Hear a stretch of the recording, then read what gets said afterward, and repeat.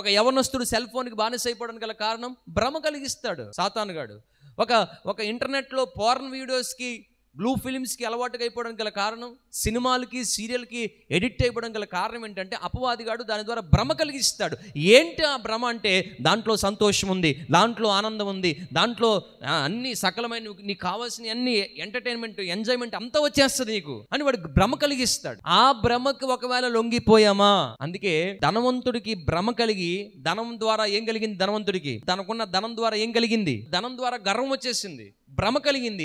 ఆ భ్రమ ఎక్కడ దారితీసిందంటే తిను ప్రాణమా, తాగు ప్రాణమా, ఎంజాయ్ చేయ ప్రాణమా అని తిరిగాడు. బ్రతికున్నంతకాలం తిరిగాడు, ఎంజాయ్ చేశాడు, ఆ భ్రమలో ఉండిపోయాడు. కానీ ఒక టైం వచ్చింది, చనిపోయిన తర్వాత ఆ భ్రమలో నుంచి బయటకు వచ్చిన తర్వాత అప్పుడు అర్థమైంది, నేను ఈ భూలోకంలో జీవించినంత కాలం ఎందులో బ్రతికాను, డబ్బులో కాదు, భ్రమలో బ్రతికాను. ఏ భ్రమ?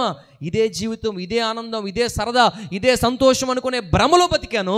కానీ ఇప్పుడు అర్థమైంది, ఎప్పుడు? చనిపోయిన తర్వాత, ఈ దేహాన్ని, మట్టి శరీరాన్ని విడిచిపెట్టిన తర్వాత నాకు ఇప్పుడు అర్థమైంది ఏంటంటే నేనున్నది భ్రమలో ఉన్నాను, అయ్యో నా జీవితాన్ని నాశనం చేసుకున్నాను. కాబట్టి భ్రమలో ఉండొద్దు. మనకు భ్రమ కలిగిస్తాడు సాతానుగాడు. వింటారా ప్రియ దేవుని బిడ్డలారా? భ్రమ కలిగిస్తాడు. ఏం ప్రార్థన, ఏం విశ్వాసం, ఏం భక్తి, ఏం పాస్టర్ గారు, ఏం సంఘం, ఏమి వాక్యం అండి, అసలు మనం విన్నాయే. మన జీవితంలో ఉన్న విశ్వాసాన్ని అపవాదిగాడు లాగేయడానికి ప్రయత్నం చేస్తూ ఉంటాడు. మన జీవితంలో ఉన్న ఆ కొద్దిపాటి భక్తిని తీసేయడానికి ప్రయత్నం చేస్తూ ఉంటాడు. మనసును కఠినపరిచేస్తూ ఉంటాడు. హృదయాన్ని దుష్టత్వం కలిగిన హృదయంగా మార్చేస్తూ ఉంటాడు. మనం చాలా జాగ్రత్తగా ఉన్నాం. అందుకే పౌలు గారు అంటున్నారు, మీలో ఒకవేళ ఎవరైనా ఉన్నారేమో, మనలో ఒకవేళ ఉన్నారేమో, ఈ వాక్యం వింటున్న వారిలో ఒకవేళ ఎవరైనా ఉన్నారేమో, దుష్ట హృదయం మనలో ఉందేమో, మన విశ్వాసులుగా చెప్పుకుంటున్నప్పటికీ కూడా, మనం దేవుని బిడ్డలని చెప్పుకుంటున్నప్పటికీ కూడా. అందుకే అంటాడండి హెబ్రీయులకు రాసిన పత్రిక 12వ అధ్యాయం 1వ వచనంలో ఒక మాట ఉంటుంది, చదువుతారా? సులువుగా చిక్కులు పెట్టే, ఆగండి, పాపానికి ఒక పేరు ఉంది. ఏంటది? సులువుగా చిక్కులు పెడుతుంది. ఏంటది? ఎందుకు ఈరోజు యవనస్తులు ఆత్మహత్యలు చేసుకుంటున్నారు? ఎందుకు కుటుంబాల్లో సమాధానం లేదు? భార్యాభర్తలు పెళ్లి చేసుకున్న పట్టుమని 10 రోజులకి ఎందుకు కాపురాలు విడిపోతున్నాయి? సమాధానం, సంతోషం ఎందుకు లేదు అంటే సులువుగా చిక్కులు పెట్టే పాపానికి వాళ్ళు బానిస అయిపోతున్నారు. ఆ పాపంలోకి వెళ్ళిపోతున్నారు, ఆ భ్రమలోనికి వెళ్ళిపోతున్నారు. ఒకవేళ మనం అటువంటి భ్రమలో ఉన్నామేమో చూసుకోవాలి ప్రియ దేవుని బిడ్డలారా, ప్రియ సంగమా. మనం అటువంటి భ్రమలో ఒకవేళ మనం ముందుకు కొనసాగుతున్నామేమో, అటువంటి భ్రమలోనే ఉంటూ ఇంకా నేను మంచిగానే ఉన్నాను, ఇంకా నేను పాటలు పాడుతున్నాను, ఇంత భక్తి చేస్తున్నాను, ఇంకా నేను పరిచయం చేస్తున్నాను, ఈ భ్రమలో ఇలా చెప్పుకుంటూనే ఒకవేళ పాపం అనే భ్రమలో ఉన్నామేమో, జాగ్రత్త, చిక్కుల్లో పడతాం. ఏ పాపమైనా కానీ, నేత్రాశ, శరీరాశ, జీవోబడంబం. యవనస్తులకి ఎందుకంటే ఒక హాయ్ అని ఒక మెసేజ్ వచ్చిందంటే మళ్ళీ దానికి రిప్లై మనం ఇవ్వాలి. ఒక యవనస్తులైనా ఈ మధ్య ఎందుకు పాడైపోయి, ఒక సెల్ ఫోన్లోకి వచ్చిన చిన్న మెసేజ్ ద్వారా జీవితాలు పాడైపోయింది. వాట్సాప్లో వచ్చిన ఒక చిన్న మెసేజ్ చూసి ఒక స్త్రీ ఒక పురుషునికి ఏం చేసిందంటే రిప్లై ఇచ్చింది, ఎవరు అని చెప్పుకో చూద్దాం.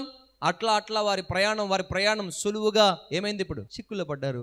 ఆ అమ్మాయిని చంపేశాడు, ఈయన జైల్లో ఉన్నాడు. అంతెందుకండి, సినిమాల్లో, మూవీస్లో అనుకుంటాను, లేకపోతే రీల్స్లో దాన్ని ఏమంటారు, ఏదో మొన్న బ్యాన్ చేశారు. ఏంటి యాప్ ఏంటంటే అది టిక్ టాక్ అంటారు కదా. టిక్ టాక్లో ఏంటది, ఫన్ బకెట్ రాఘవనా భార్గవ 20 సంవత్సరాలు జైలు శిక్ష పడింది కదమ్మా. పాపం ఏంటి 20 సంవత్సరాలు జైలు శిక్ష అండి. తన జీవితం అంతా నాశనం అయిపోయింది. కానీ జైల్లోకి వెళ్ళక ముందు తన జీవితం ఏంటి తెలుసా? లగ్జరీ కారులు, లగ్జరీ ఇల్లు, ఎంజాయ్ లైఫ్. తిను ప్రాణమా, తాగు ప్రాణమా. నేను ఆయన తిట్టట్లేదండి, కానీ ఉదాహరణగా నేను చెప్తున్నా. అపవాదిగాడు యవనస్తుల్ని ఎలా పాడు చేస్తున్నాడో నేను చెప్తున్నా. సంఘాలని అపవాదిగాడు ఎలా టార్గెట్ చేస్తున్నాడో నేను ఎక్స్ప్లెయిన్ చేస్తున్నా.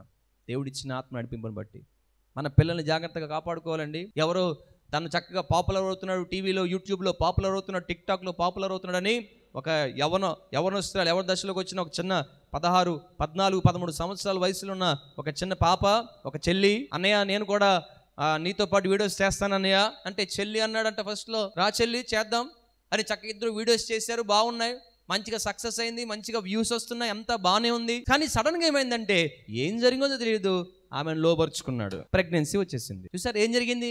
పాపం అనే భ్రమ, క్షణభంగురమైన ఆనందం కోసం తన జీవితాన్ని మొత్తం ఏం చేసుకున్నాడు, ఇప్పుడు నాశనం చేసుకున్నాడు. ఇప్పుడు ఎక్కడున్నాడు తెలుసండి? జైల్లో ఉన్నాడు. ఎన్ని సంవత్సరాలు తెలుసా? 20 సంవత్సరాలు జైలు శిక్ష, మళ్ళీ 4-5 లక్షలు ఎంతో జరిమానా, నష్టపరిహారం కట్టమని చెప్పారు. తన జీవితం అంతా తను సంపాదించుకున్న పేరు, డబ్బు మొత్తం పోయింది. ఇంకో బాధాకరమైన విషయం తెలుసా? తల్లి ఒక్కతే ఒంటరిగా మిగిలిపోయింది ఇంటి దగ్గర, చూసేవాళ్ళు లేరు, తల్లికి అనారోగ్యం అంటాడు. ఆ న్యూస్లో చూపించినప్పుడు చాలా బాధపడ్డాను. ఎందుకో తెలుసా?